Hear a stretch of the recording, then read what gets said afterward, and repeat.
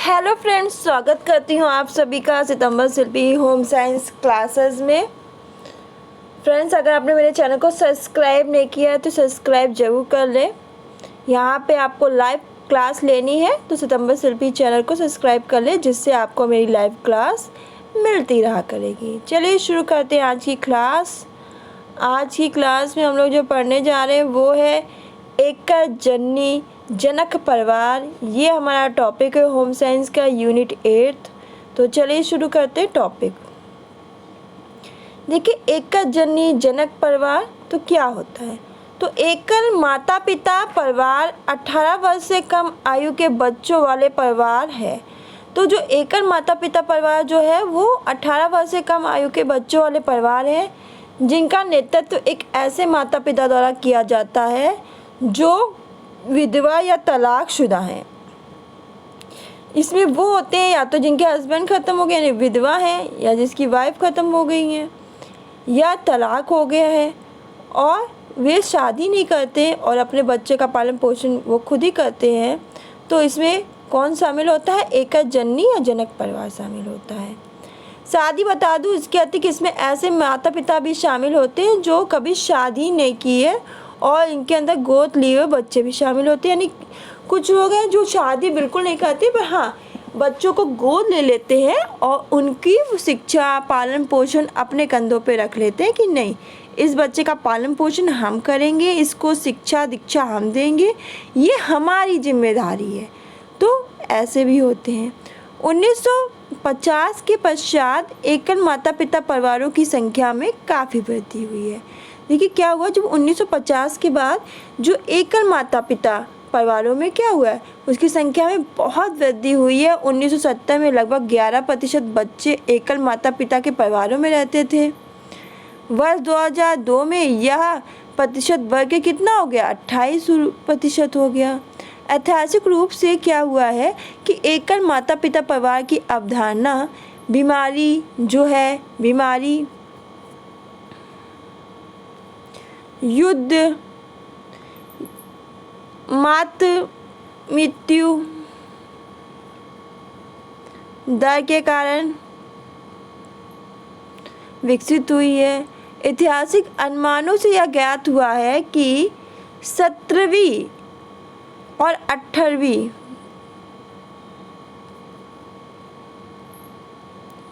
शताब्दी में,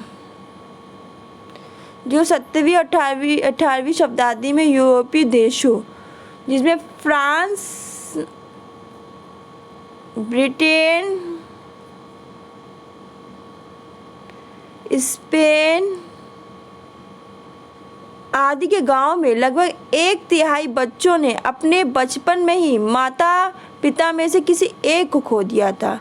तो क्या हुआ था, जो फ्रांस है, ब्रिटेन है, स्पेन है, इसमें 1/3 बच्चों ने अपने बचपन में ही, मतलब वो जब अच्छे से पाल पोषित भी नहीं हुए थे तभी उन्होंने क्या, या तो अपने माता को खो दिया या पिता को खो दिया। उन्हें सिर्फ एक ही इंसान को देखा जो उनका पालन पोषण कर रहा था। इसके अतिरिक्त जो 19वीं शताब्दी में चीन में लगभग 1/3 बच्चों ने 15 वर्ष की अवस्था में माता पिता में से किसी एक को या दोनों को खो दिया था। तो जब दोनों खो देंगे तो कोई और उनका रख रखाव करेगा गोद लेके। तो इसे भी कहते हैं एकल माता पिता या जनक परिवार। पर क्या हो गया, पर आधुनिक परिप्रेक्ष्य में क्या हो गया है कि तलाक हो जाता है। जब हस्बैंड वाइफ के विचार नहीं मिलते हैं, एक दूसरे से मतभेद रहता है, तो क्या हो जाता है, तलाक हो जाता है। वो जीवन यापन नहीं करना चाहते हैं और बच्चे क्या हो जाते हैं, फिर बच्चे या तो माता के पास रहेंगे, पिता के पास रहेंगे, जिसके कारण क्या होगा, जो एकल माता पिता वाला जो परिवार है वो वृद्धि करेगा। या तो माँ पूरी जिम्मेदारी उठाएगी तलाक के बाद बच्चे की, या पिता उठाएगा जिम्मेदारी। तो आधुनिक परिप्रेक्ष्य में तलाक होना भी जो एकल माता पिता के परिवार में क्या करती है, वृद्धि करती है, इसको ऊंचा उठाती है। फिर आर्थिक सहयोग विकास संगठन के देशों में वर्ष 2011 को एकल माता पिता का अनुपात 3 से लेकर 11% और औसतन रूप से 7.5% था। इन सभी में सर्वाधिक ऑस्ट्रेलिया में था।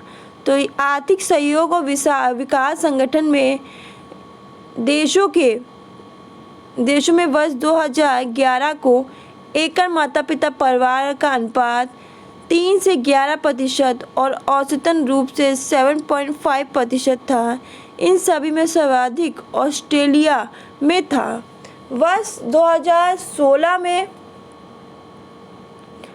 एकल माता पिता परिवारों ने OECD देशों में रहने वाले बच्चों की संख्या 6 से लेकर 28% थी, जबकि औसतन रूप से कितनी थी? 17%।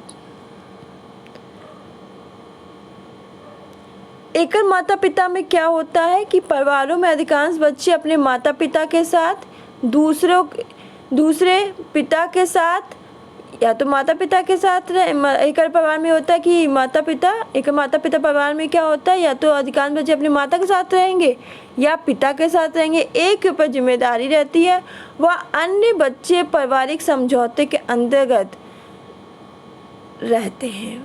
एकल माता पिता में कि पारिवारिक समझौते के अंदर रहते हैं। तो एकल माता पिता में ये होता है कि जब तलाक हो जाता है या हस्बैंड वाइफ में से किसी की मृत्यु हो जाती है और दूसरा पक्ष विवाह ना करे, एक ही पक्ष अपने बच्चे के पालन पोषण करे या बिना शादी किए, यानी कि जरूरी कि शादी कर ले, बिना शादी किए किसी बच्चे को गोद लेके उसका पूरा पालन पोषण करना, उसका पूरा मतलब जिम्मेदारी लेना, शिक्षा देना, उसकी शादी करना, उसकी पूरी जीवन का एक जितना भी खर्चा वो उठाना, वो किसकी जिम्मेदारी हो जाती एकल माता पिता, जो यानी कि ऐसा कार्य करते हैं वो एकल माता पिता कहलाते हैं, यानी एक पक्ष लेके चले। और इसे हम क्या कहते हैं? जनक परिवार भी कहते हैं। इसे हम जनक परिवार भी कहेंगे। तो ये आपके सिलेबस में है। एकल माता पिता, इसे ये समझ जाइए, शब्दों से ही आप समझ जाइए। या इसे एकल अभिभावक वाले परिवार कहते हैं, जहाँ पे अभिभावक क्या होते? पेरेंट्स, एक पेरेंट्स हो तो उसे एकल अभिभावक कहते हैं। तो कंफ्यूजन मत होइएगा। अगर आपके पेपर में एकल माता पिता पूछ रहा है तो भी कंफ्यूजन नहीं होइएगा, या आपसे एकल अभिभावक पूछ रहा है तो भी कंफ्यूजन ना होइएगा। बात एक ही है। यहीं से आपके क्वेश्चन आएंगे पेपर में। तो एकल माता पिता परिवार 18 वर्ष से कम आयु के बच्चे वाले परिवार हैं जिनका नेतृत्व एक ऐसे माता पिता द्वारा किया जाता है जो विधवा या तलाकशुदा हो, जो उन्होंने पुनः शादी ना की हो, शादी के बंधन में ना बंधे हो और उन्होंने अपने बच्चे की जिम्मेदारी खुद उठाई हो। तो ऐसा परिवार क्या कहलाता है? एकल जननी जनक परिवार या एकल अभिभावक वाला परिवार कहलाता है। तो फ्रेंड्स, ये थी आपकी यूनिट 8 का टॉपिक। अब नेक्स्ट टॉपिक में मिलते हैं। आज की क्लास में बस इतना ही। अगर क्लास अच्छी लगती है तो इसे लाइक करें, शेयर करें, चैनल को सब्सक्राइब करना बिल्कुल ना भूलें, बेल आइकन प्रेस कर लें जिससे आपको मेरी लाइव क्लास की नोटिफिकेशन मिल जाया करेगी। फ्रेंड्स, साथ ही मैं बताना चाहती हूँ आपको कि फीडबैक जरूर दिया करें। आप लोग फीडबैक नहीं देते हैं बिल्कुल भी।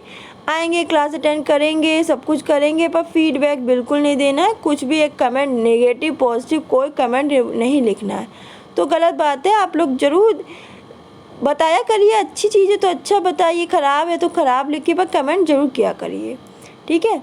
तो लाइव क्लास के लिए चैनल को ज़रूर सब्सक्राइब कर लें। आज के लिए बस इतना ही। मिलते हैं नेक्स्ट क्लास में। तब तक खुश रहिए, मुस्कुराते रहिए, अपना ध्यान रखिए। बाय बाय, टेक केयर, धन्यवाद।